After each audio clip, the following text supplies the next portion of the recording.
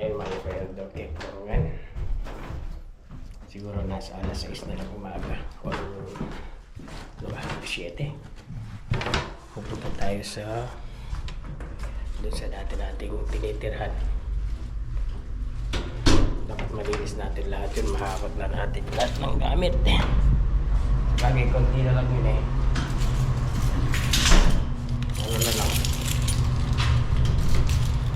Ang bike ko na lang dalawa. Saka yung konting basura. Saka linis-linis. Yun na lang ang ating ano. Dapat matapos natin ngayon hanggang bukas para i-surrender na natin yung susi dun sa may-ari ng bahay. Nandito ako sa basement. Itong nakuha namin bahay, meron siya parking sa baba. Yan o. Nagdala tayo ng panlinis.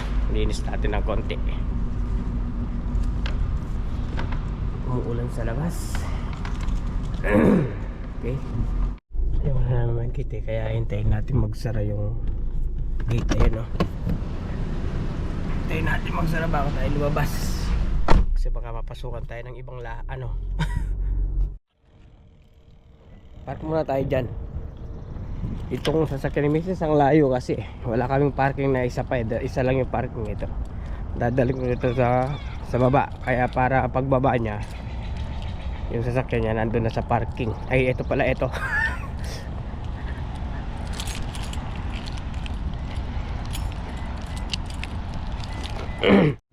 Dito na tayo. Nakakamiss din yung bahay na to. Ilang taon din na kami tumira dito, di ba?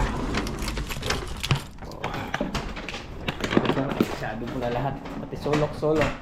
Yan, konti na lang ang gagawin natin. Tapos na tayo. Ito na lang eh.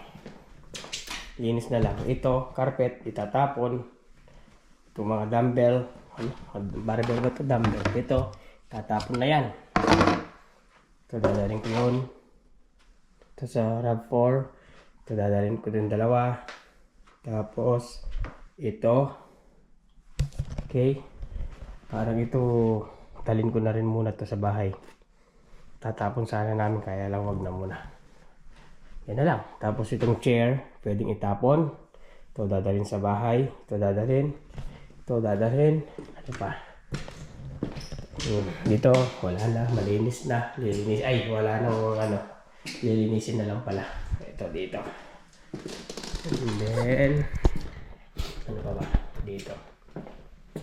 Itong ito konti na lang yan, isang hakot na lang yan. Yung halaman na yan, tagal din tayong tumira dito, nakakamiss din siya. Ito pa ba dito? Ito wala na, pero bago ako ano, maglaba pa ako mamaya. Yun na lang oh. Konti na lang. Linisin na lang natin. Tapos dito, ito sa may-ari yan, ito sa may-ari yan.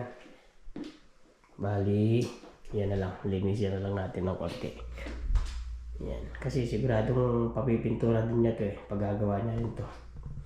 Okay, umpisa na tayo. Sinabi ito, ilagay ako ng dark natin. Doon natin isabit.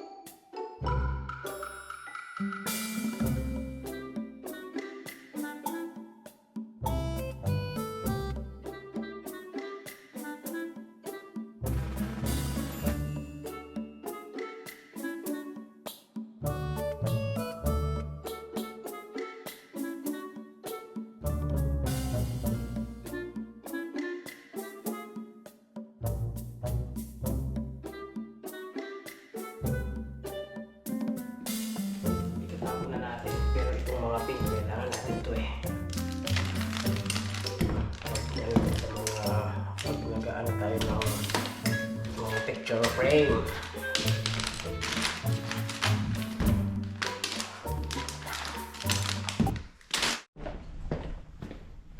Yung mga ibang gamit. Nakutin muna natin. Dali natin sa bahay. Para isang balik na lang siguro to. Pag bumalik tayo, yun na lang eh. Ito, dalawa pa siguro kasi ito tatapon ko pa to eh. Ito tatapon ko rin to. Ito, remain muna natin to. Dali natin sa bahay muna. Wala pa tayong lalagyan. Yan lang. Ito na lang yung natitira. Tapos na. Tapos na. Dito, tumira din tayo dito. Tagal, no? Nakakamiss din ito eh, no? Pero ilang taon ka rin dito. Almost 11 years. Ito, daling ko ito. Mahal yan. Yan. Ang kwarto ni AJ, oh. Dito nag-aalala eh. Kasi nasira niya. Baka daw magbabayad kami. Sabi ko, pag-iusapan na lang natin eh. Kung magbabayad tayo, talagang ganyan. Tayong nakasira eh. Di ba? Buti na lang, malapit lang yung nilapatan natin. Kung malayo, ewan. Sa bagay, kung malayo, kukuha na tayo ng U-Haul, di ba? Yung malaking truck para isang akutan na lang. Buti na lang dito, mga 3 minutes lang ang layo. Yung mga kabalain, punta tayo sa Burnaby Ecoways. Magtatapon tayo. Tatapon natin yung bike, yung mountain bike, yung mga cabinet, yung drawer, tapon na rin natin. Tapos yung mga empty boxes na ginamit natin na panghakot, tapon natin para mabawasan na yung kalat.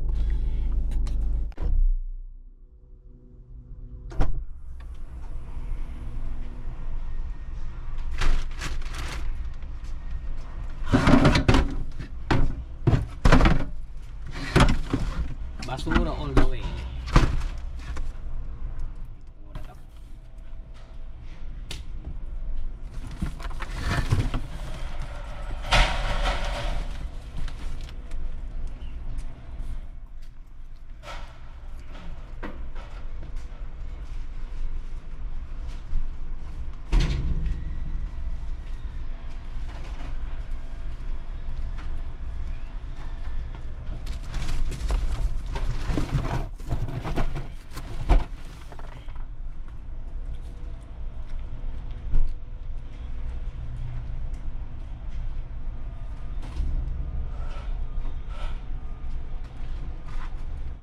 Tatapon na natin yung empty boxes. Tatapon naman natin yung mga hard plastic, yung mga ginagamit kapag nagbe-blender. Ang dami, hindi man namin ginagamit eh. Kaya itapon ko na lang. At least nabawas pa sa basurahan. Ay sa bahay, di ba? Para gumaan naman yung bahay.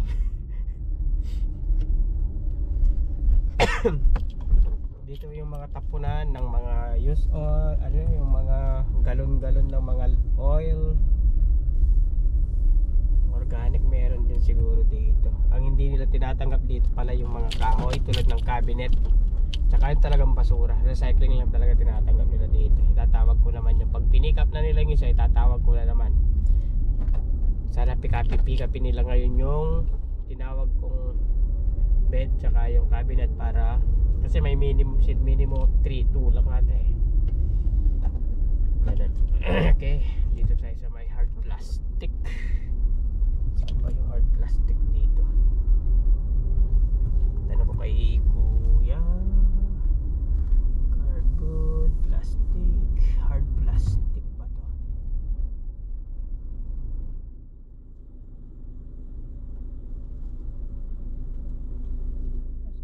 May TV ba dyan? Dito yung TV, mga bulbs, small appliances. Okay.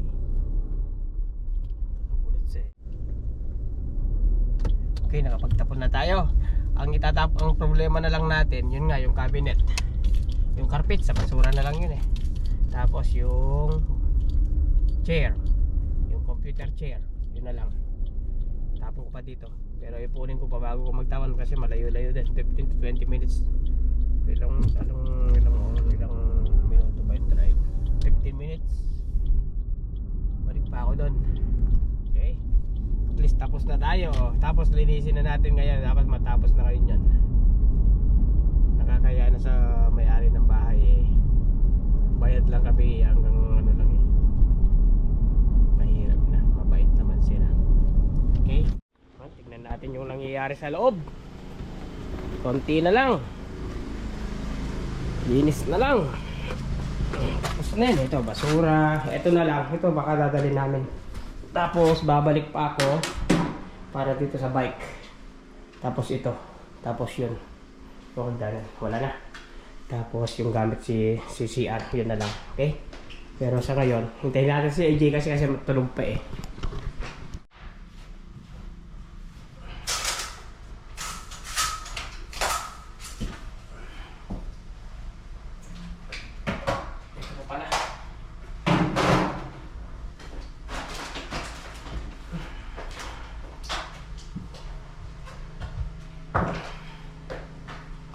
Lahat walang ititira.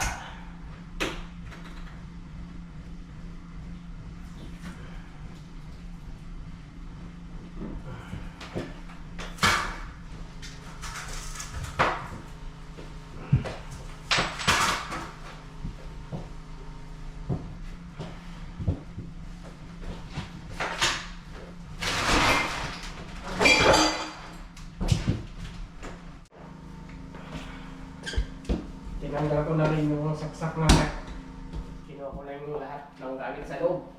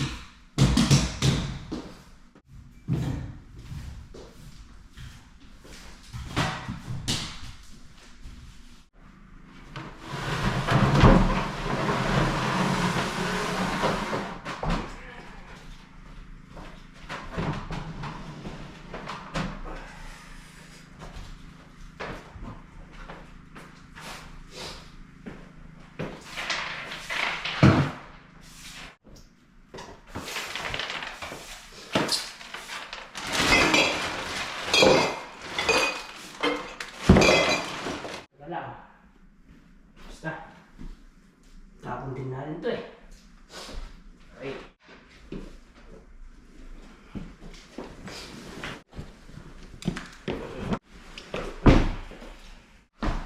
Gawin natin tatlo para di malaki.